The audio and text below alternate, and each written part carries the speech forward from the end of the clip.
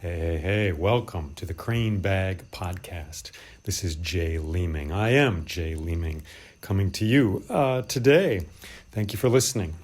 And today, I don't have a story for you exactly. I have a commentary on a story. What is that? What is that? Well, this is the glittering fish that is jumping out of the sea for us today. I thought about movies, and a lot of the time, if there's a movie you really like, you might listen to the commentary as well when the people involved in creating the film speak during the film and tell you how they did this or that or the other thing. So I thought I would do a similar thing with the beginning of the Iliad, which I have recorded. We're just going to look at the first 15 minutes or so. There's many decisions any storyteller has to make when telling a story. So I thought I would just sort of bring you into some of those decisions and how I made them and what I decided to do. And hopefully in that way, it'll deepen your understanding of the story and of storytelling and how I and other people do what we do. So, yeah, all right. Thanks for being here. Let's begin. Oh, yeah, I put some crickets on here. So when you hear that, it's commentary. When you don't hear that, it's me telling the story, if that isn't already clear. All right, then, let us begin. Once there was a man chained to a mountaintop at the edge of the world. He was chained by his wrists, and he was chained by his ankles. And there was a great stake driven through his chest into the stone beneath him. But he did not die, for he was more than a man. He was one of the old gods, a titan, and his name was Prometheus. He had stolen fire from the gods and given it to humans. So humans, who had been shivering in the darkness of their caves, now had fire. They gloried in the warmth of this fire and enjoyed the gift of its brightness. And as they gathered around these fires, they began to tell stories of the past. And so their powers of memory deepened. And then they began to tell stories about the future. And they realized there was not simply one future, but there could be many, and that they could choose between them. And so humans began to live in a world, not simply of fate alone, but also of possibility. But Zeus, the king of the gods, had not liked this. So he had commanded Hephaestus, the blacksmith of the gods, to chain Prometheus to a mountaintop at the edge of the world. And there he lay, day in and day out, child of earth and sky as he was, lying there on the ground, with his eyes open, his body exposed to the air and the cold wind and the darkness of the night. And by day the sun beat down, and by night he would look up and see the circling stars. So he lay there for hundreds, if not thousands of years. And then one day, a young man wearing golden sandals, stepped out of the air and stood beside him. It was Hermes, the messenger of the gods. All right, well, let's stop right there. Well, first, the basics. What we have here is me telling a story. So it's not me reading a story. It's not me reading a text from a piece of paper that I have written or someone else has written. It is me remembering the events of the story and saying those events, reporting those events in my own words in the moment. Now, usually you do that with an audience, so it's a little strange, honestly, to be doing it in an attic alone. Strange for me, I mean, because the audience helps you. The audience helps you craft the story by listening to them and attending to when they laugh, when they are quiet, how they respond. It helps guide the story forward. So when a recording like this, there's no guide, there's no audience to guide me. So there's freedom of a sort, but there's also, it can be a little loose. But that said, I try to craft things as well as I can. And all right, so that's what's happening here. And then, so it's like music, really. It's like a take of a song. And often I do numerous takes. Often I do numerous takes of some of these stories, or just sentences from this story until I get them right, when I have the time. Okay, so that's what's going on here. And then we've got the story of Prometheus. Now, this is the story of the Iliad, which most of us know, if we know it at all, from Homer. Homer begins much later in this story with the wrath of Achilles in particular and the argument between him and Agamemnon. But I wanted to go back to the beginning. Why? Because I was curious. I was curious why this happened and what the ancient Greek understanding is of war and how it begins. So where do you begin? You could begin with Helen deciding to run off with Paris. Or if you look at a different version, you could begin with Paris deciding to abduct Helen. Or you could go further back and you could look at the judgment of Paris, when he had to choose between three goddesses and so was doomed to be killed and have his city destroyed. But where did that come from? Well, that came from the wedding of Peleus and Thetis. And how did that begin? Well, that began with Prometheus. And that was surprising to me, to be led there.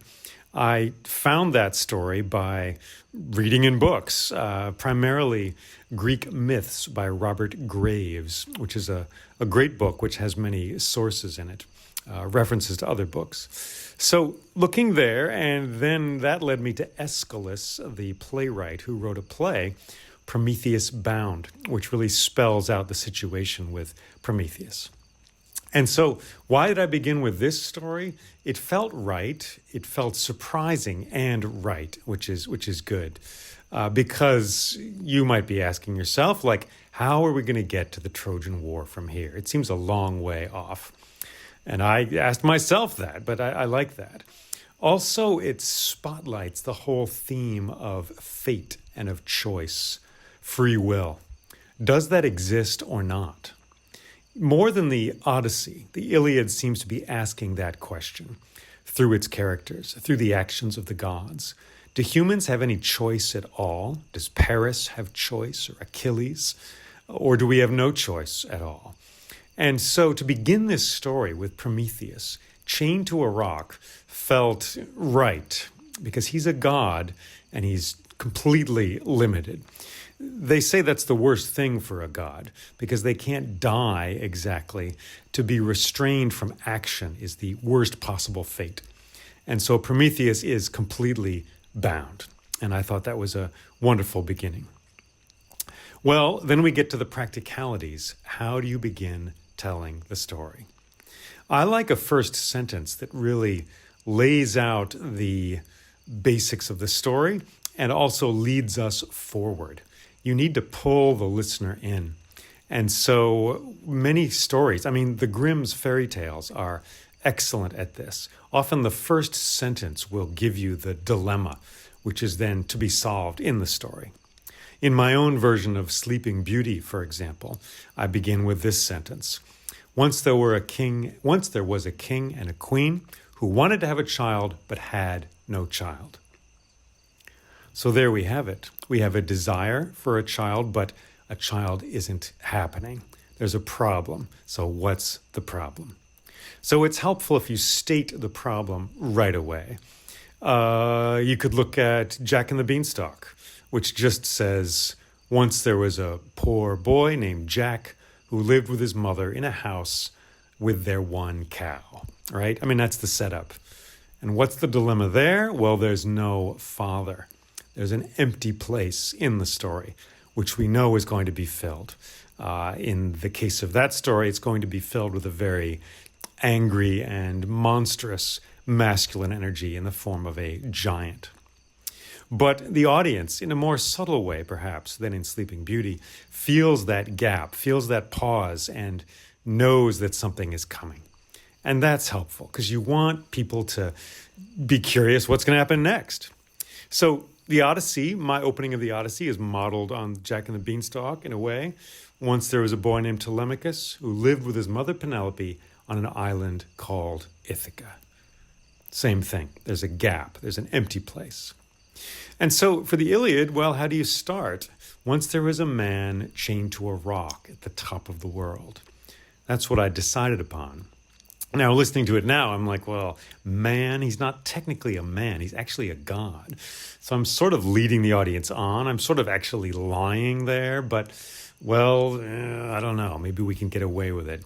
I think the reason I didn't say, once there was a god chained to a rock at the top of the world, the reason I didn't say that was because of the sound.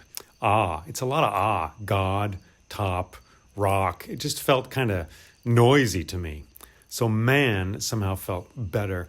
Also, it does differentiate Prometheus from the Olympian gods, Zeus, Athena, etc., who are of a different level than Prometheus. I suppose you could say once there was an old god chained to a mountaintop or something. I mean, there's lots of ways to do it, but I'm just telling you what went into my decision in this moment on this recording. So we have that set up, and then we have the problem of information download, to put it in modern terms. These epics that we tell, the Mahabharata, the Odyssey, the Ramayana, the Ramayana, all those big stories, there's a lot of information in them. There's a lot of backstory. There's so many stories just tangled together. It's wonderful. It's like a plant in the forest or a tree, and you can't talk about the tree without talking about the lichen on the tree and the trees around it and the underground stream nearby and the mushrooms and the wind and the rain patterns in that forest. So it's all connected, which is the beautiful thing about an epic. So it creates a problem for the storyteller is, well, once you've decided where to begin, there's still a lot of backstory you've got to fill the audience in on without drawing diagrams and maps and just boring the hell out of them.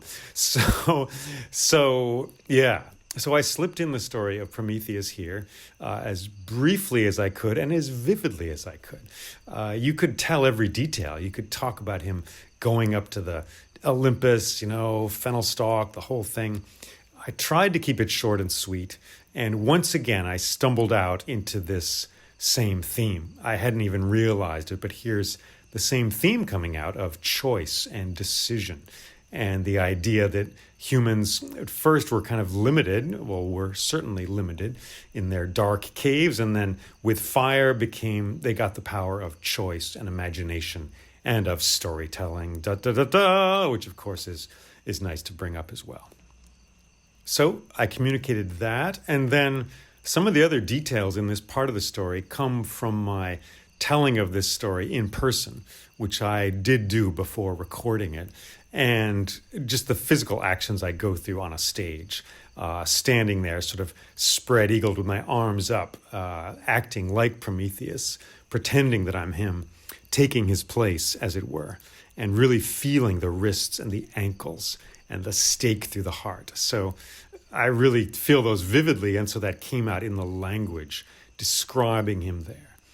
And it's just fantastic to have him pinned on this rock, just witnessing. That's like all that's left. He can't walk, talk, sing. Well, I guess he can talk, but he's there, and he's just underneath the sky, the night sky and the day sky. Brilliant. And so we've come full circle. We've begun and we've ended with this image of Prometheus. Stories work in circles often. They work in rings. So we began just saying there was a man on a rock. Well, actually a god, blah, blah, blah. This is why. And so he was chained to a rock. And bang, here he is. And so we are done. We've set the scene and we're ready to go forward, which is what we're going to do. The age of Zeus is over, said Hermes. The time of the Olympian gods is done. For soon Zeus and all his vast company of gods, Poseidon, Ares, Aphrodite, Athena, even me, myself, Hermes, we shall all be cast down into the darkness below the earth.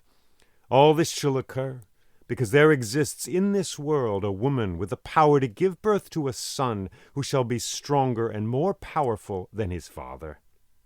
Zeus is fated to be this father, and so there shall come into this world a new god, with a weapon stronger than the trident of Poseidon, or the thunderbolt of Zeus. And this new god shall cast all of us down into darkness, and there we shall come to know what death is. This is what the oracles say. The dragon priestess at Delphi says it, and the seers among men. Even the ancient Sibyl of Troy says it. But they all also say that you, Prometheus, alone in all of creation, you know the secret to how Zeus can be saved. So Zeus commands you to tell him what you know, and if you do so, he will give you your freedom. He shall break your chains, and you shall be free once again to wander this world. These are the words of Zeus. This is the message that I bring. Hermes, said Prometheus, tell your master this. Tell him that desire shall be his undoing. And as for his freedom, I have no need of it, for soon he shall be cast down to the underworld, and then I shall have freedom enough. This is the answer, said Hermes, which Zeus expected to hear. So he has commanded me to tell you this. From this day forward there shall come an eagle each day out of the sky. This eagle shall devour your liver. As you are a god, in the night your liver will regrow itself, and you will be healed. But the next day the hunger of the eagle will return as well. So Zeus will add pain to your pains, until at last you comply and tell him what he wants to know. Let Zeus send 1,000 eagles, said Prometheus. I will tell him nothing. Hearing these words, Hermes scowled and stepped up into the air and vanished. Exit Hermes. All right. Well, here you can see, again, I have this problem. We have this problem of backstory and of communicating to the audience the dilemma which the gods are facing. And I chose to break it up and to do it in 3 steps. First with Hermes, then with Gaia, and then with Prometheus himself, all giving us a piece of this story, this sort of complicated situation where Thetis, the goddess of the deep sea, is fated to give birth to a son stronger than his father. And Zeus has his eyes, of course, on everything lovely in creation, and so if he gets together with her, ooh, trouble for Zeus.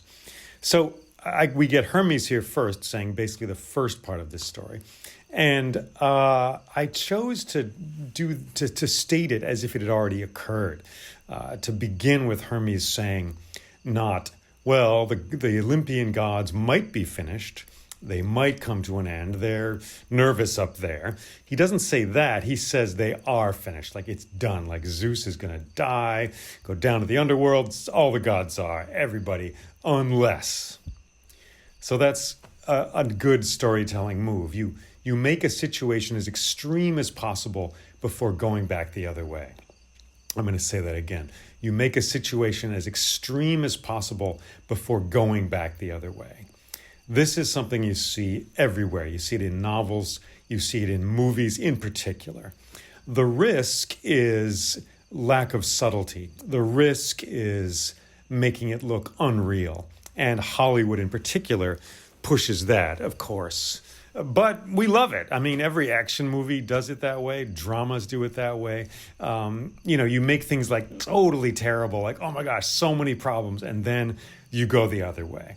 So in a small way, I'm doing the same thing here by having Hermes state this as if it's already happened and just really grinding the gods' faces in it, They're all going to die. They'll be down in Tartarus in the underworld. It's done. And a new god is coming who's going to just blast Zeus out of the sky and everybody. That's going to happen. Everybody says it. The oracle says it. The seers among men, the Sibyl of Troy. Everybody says it. So you're pushing this narrative as far as you can. And then you have Hermes say, unless you speak, because they also say there's one chance that they can be saved. So that's a device I use to again, bring the listener in, rack up the tension in this part of the story. Also, I would just, as a side note, I would point out, I like this beginning to the Epic of the Iliad because it starts big as far as where we are. We're on a mountain and we're going to look far out over all of the Greek world.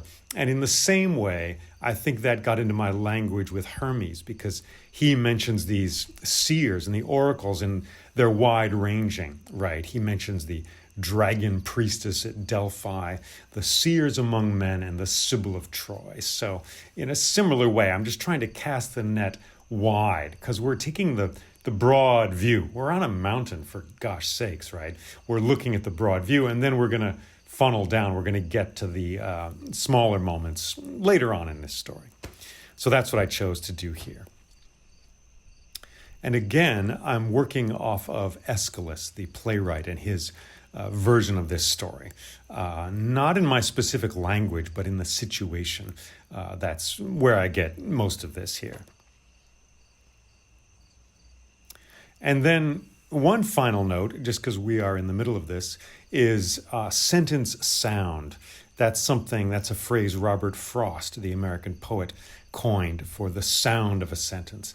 And I tend to be very aware of that, and I come from a musical background, and so I think of that when I'm telling these stories. And so the music of the sentence is important to me, and often I just sort of let it rip, but there are moments where I really craft it, I can't think of one off the top of my head, but we probably heard one in this little excerpt here, and then they will come to know what death is. Things like that.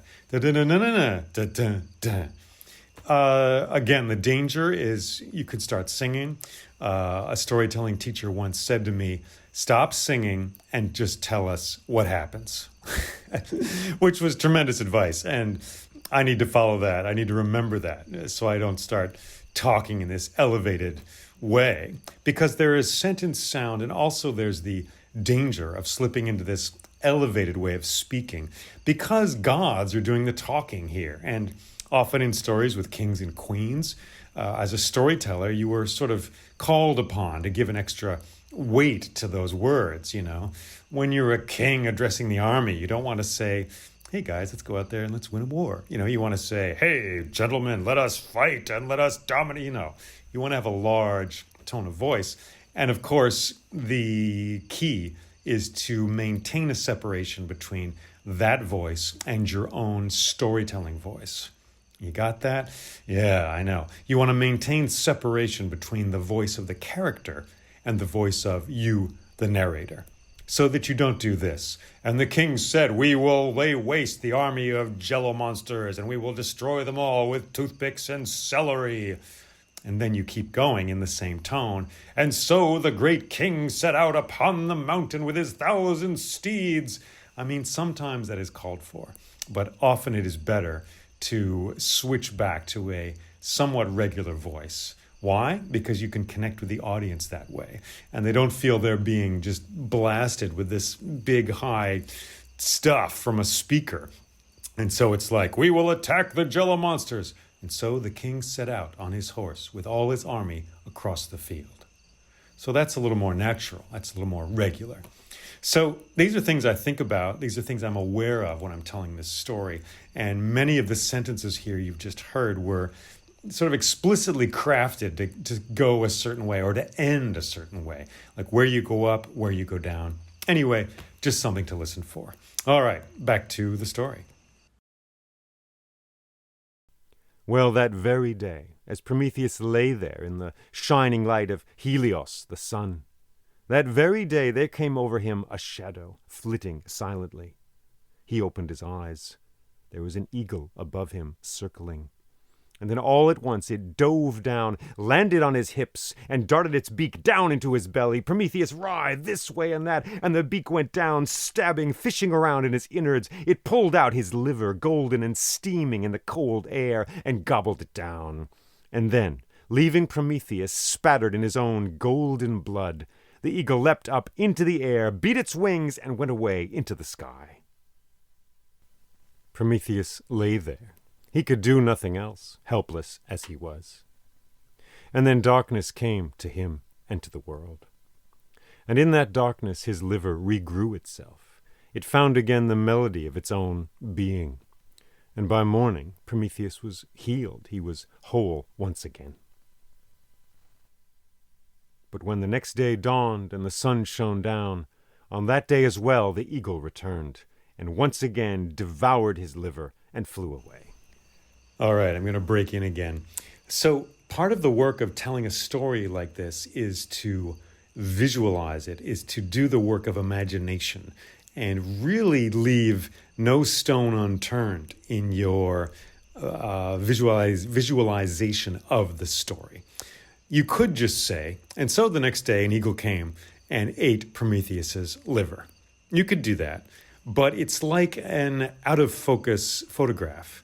It gives us the basics. You can see, oh, there's a mountain there, there's a little kid, there's a dog, but you can't really see every detail.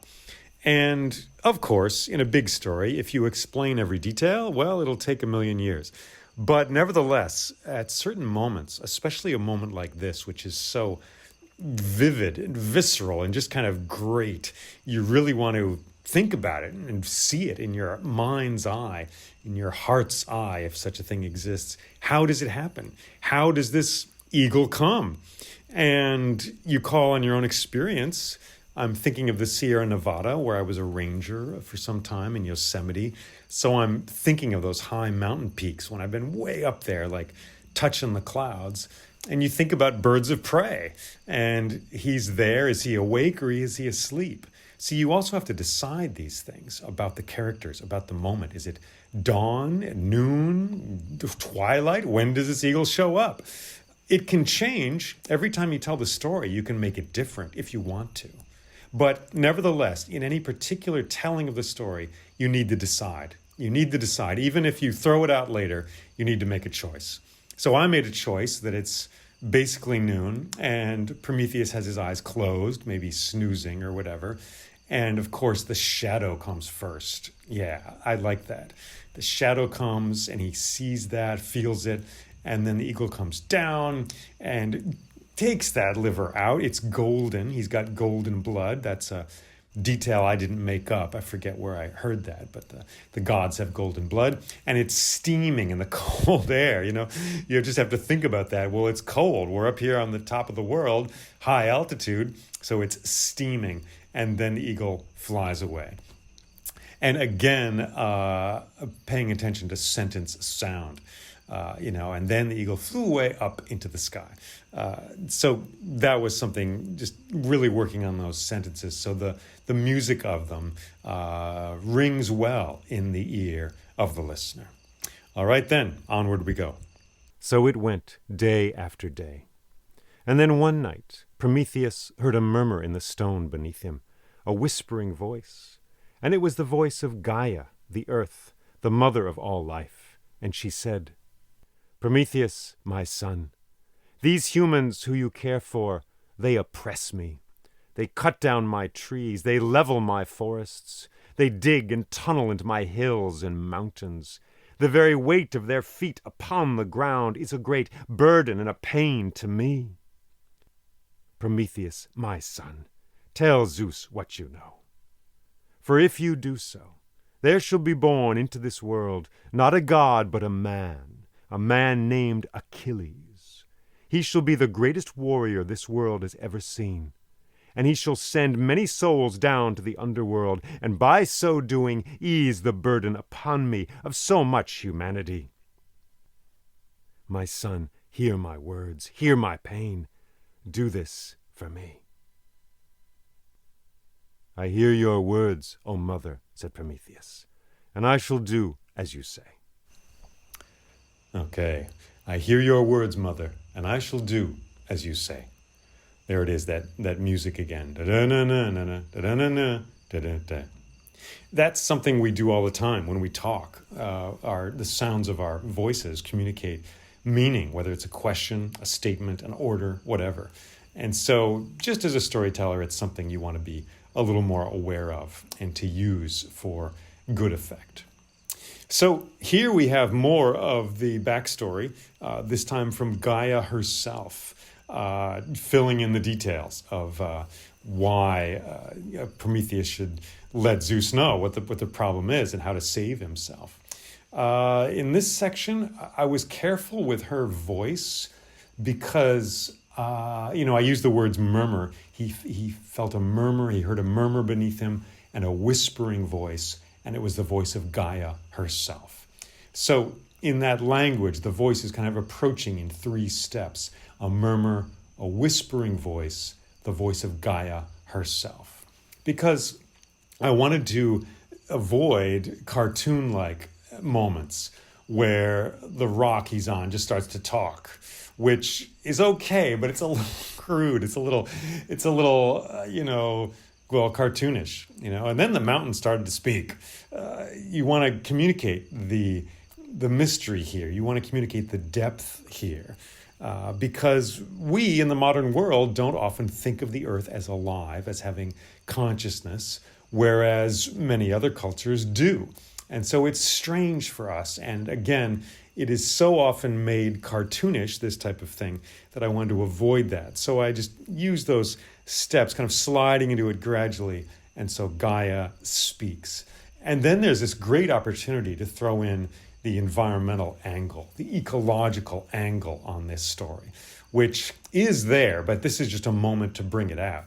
The original story, such as it is, as much as we can even speak of an original, is that the weight of the humans oppresses me. There's too many people. But it's just a small step from that understanding to the awareness of they're cutting down the trees, they're tunneling in my mountains, bad. So that was cool just to find that there. We get this ecological sense to this whole thing coming from Gaia herself.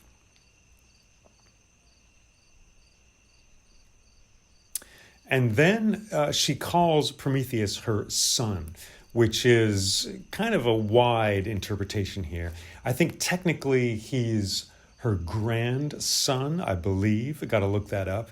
But I'm thinking son more in the general sense of, well, she's the mother of life in general. So that just reinforces the role of Gaia as mother of all life and of Prometheus. Like, why would he do this? Because that's the problem, is you've got this Titan, Prometheus, who's just way of being, is just who he is he's the one who's against authority. He's against the boss, and that's what's so great about him. He's just like, screw the man. I'm not going to give in. I will never relent. He's so extreme. It's terrific. He's I don't even need to say it, right? He's the archetypal rebel, which is fantastic.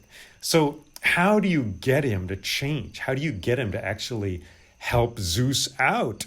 How do you get this radical bomb-throwing revolutionary to go help the corporation? That's basically what it is.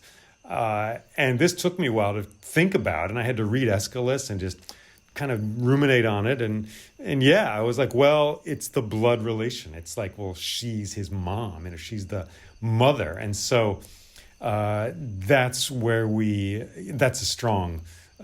a strong reason to spill his guts and to tell Zeus what he knows and to help Zeus out, because his mother asks him to, the mother which gave him life and gives us all life.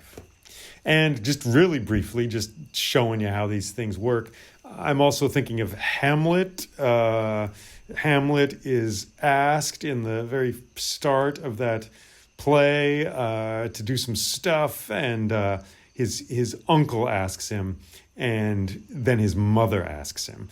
And Hamlet, tricky as he is, says, I shall in all things obey you, mother. He obeys his mother and not his uncle, who's kind of evil anyway.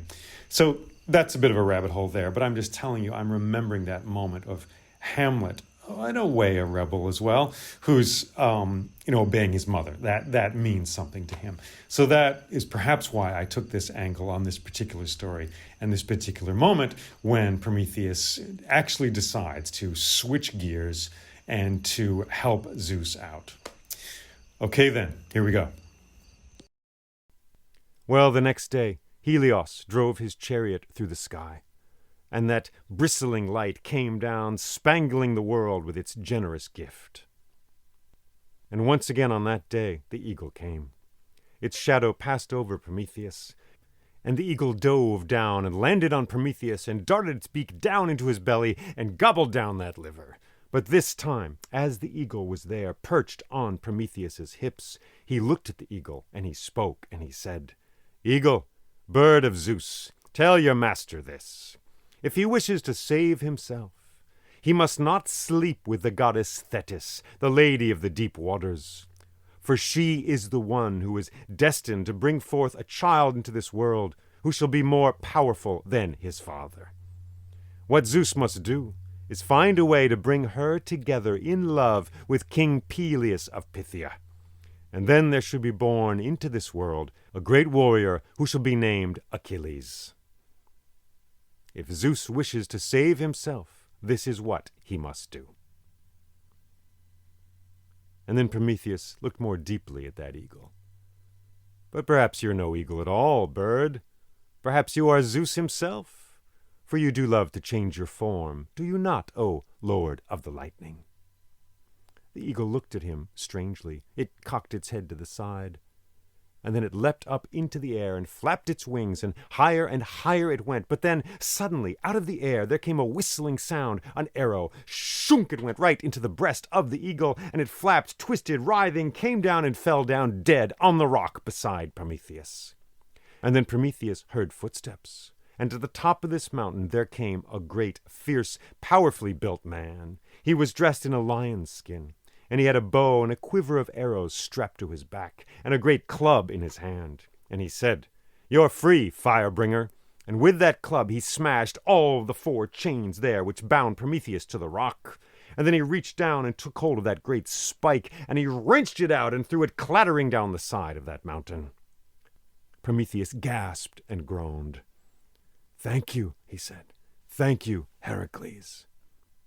"You are welcome," said Heracles. All right. Well, now we have the problem of how does Prometheus tell Zeus this information? How does this actually happen? And it's not spelled out anywhere in the stories that I've found. So you got to make it up. You got to think it through. So Prometheus could do what? He could yell at the sky. And because Zeus is super powerful, he hears that. That could work. Yelling at the sky, it's all right. Could be a little goofy.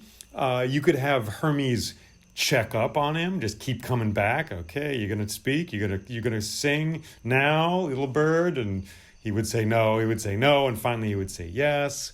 That's all right too, but gosh, kind of tedious, to keep coming back. So I decided to have him just tell the eagle, and Zeus does change his shape. He becomes a white bull in the story of Europa. He becomes many things in the story of his relationship with Metis, the goddess of cleverness and thought, in another version. So there is precedent for that. And I was like, well, maybe. So the idea here is it's actually Zeus inside the eagle, maybe. Or maybe just he is sort of all hearing, all seeing, all knowing.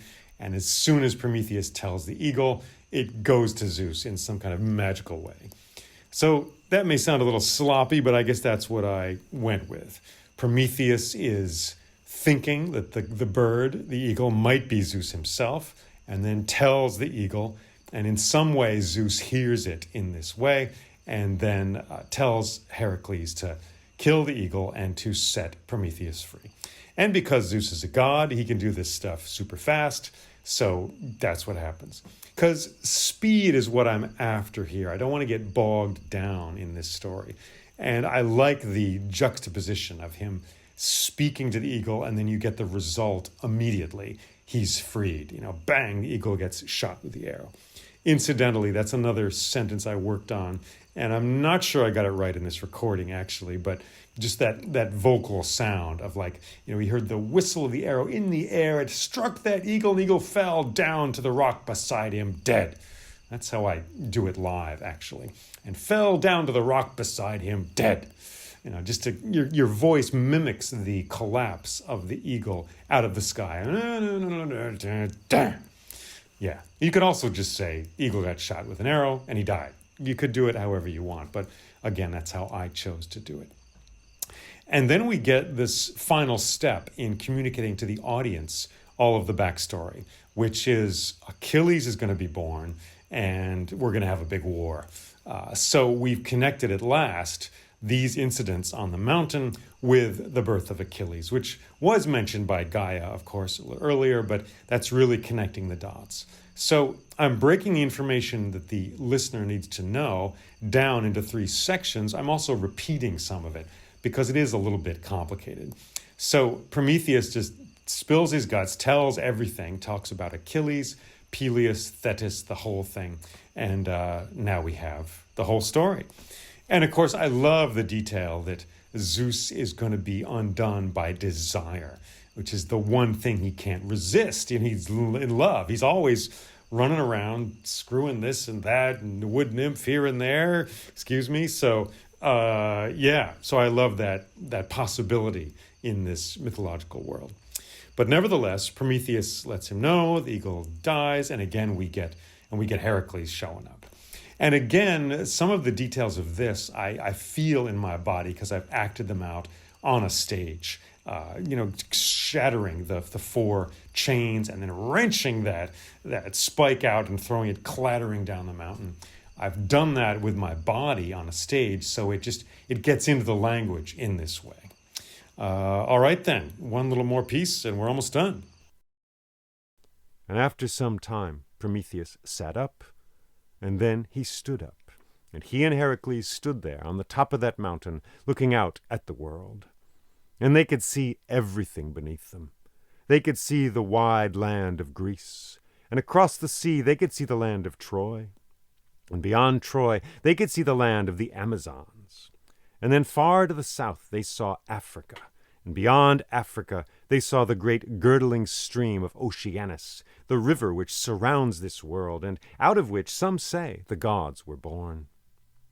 And as they watched, storm clouds moved in over the coast of Greece. And then they saw lightning flash down, but they heard no thunder, for the storm was very far away. Zeus brings rain, said Heracles. Yes, said Prometheus. It's one of his ways of making things happen. What will you do now? Said Heracles. Well, there's a great war coming, said Prometheus. I cannot stop that war. I cannot save the lives of those fated to die either. But perhaps I can ease the suffering of those who will be injured. So I will go to Thessaly.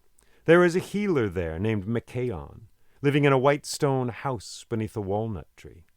Apollo taught him many things about healing and the powers of the plant world, but he didn't teach him everything. So I will go visit the healer Machaon, and I will tell him everything that Apollo forgot to say. And then the sound of the thunder reached them, and it boomed and crackled around the barren peak of that mountain. Farewell, said Prometheus. Farewell, said Heracles. And with that, Prometheus began to walk down the mountain. All right, so at this point, we take a deep breath and we look around. The problem of Prometheus bound to the stone at the top of the world has been solved, and we've set things in motion. The seeds of things are planted in the ground. We kind of know what's going to come next. Achilles is going to be born, and there's a war coming. But I wanted to take a breath here and look around. And we're in the perfect place for that because we're on a mountain at the top of the world, which to the ancient Greeks was the Caucasus, basically, way up there in those mountains. And we're looking out. We get this panorama. We can see all of Greece. We can see Troy, the land of the Amazons, Africa, the great stream of Oceanus, Delphi at the center there. Many of these places will take part in this story. So we're looking out. We're getting the wide view here. This is an epic. It's a big story. So it is like this view in that it takes in so many things in this big, wide glance. It's a story with great scope and breadth. So I love that. And then we've got this storm happening. And I love Zeus being connected with the storm, which of course he is. It's almost like he is that thundercloud as much as he is this sort of anthropomorphic man running around. He's this storm. And the delay of the thunder and the lightning, that's a little small detail, but I enjoy that. You just have to remember when you're telling the story to make it silent and then to bring the thunder back a little bit later. And we need something for Prometheus to do. So he's going off to help Machaon, the healer, who's a minor character in the Iliad, but he is a character, and it reinforces the idea that there's a war coming, there's going to be suffering, there's going to be death. So it sends some good gloom into the story right now, some foreboding, some shadow energy here as we go forward into this story. And then Prometheus walks down the mountain. So that again is we've come full circle. We began with him chained to the mountain. We are ending with him departing, leaving that mountain in freedom and going where he wishes to go. So the problem set up with the very first sentence of this story is now resolved. But in resolving that problem, of course, as I just said, we have laid the groundwork for many other problems and events to come, and we will move forward into them. Yeah, so thanks for listening to this kind of, nuts and bolts look at this part of the story. It's fun work. I love doing this. I love that the imagination is so involved. You really need to use that muscle, use that power of imagination, which the muses have given us, which God gives us, whoever, the spirits, which we are given, and really use it to tell the story. I love that voice is involved and performance, of course, as well. So, yeah, thank you for listening to this, and I will keep working on this story. And, may this story sit well in your hearts, and may these powers of imagination and voice, which we all have and all possess, may they blossom and be nourished in you as well. Take care and be well.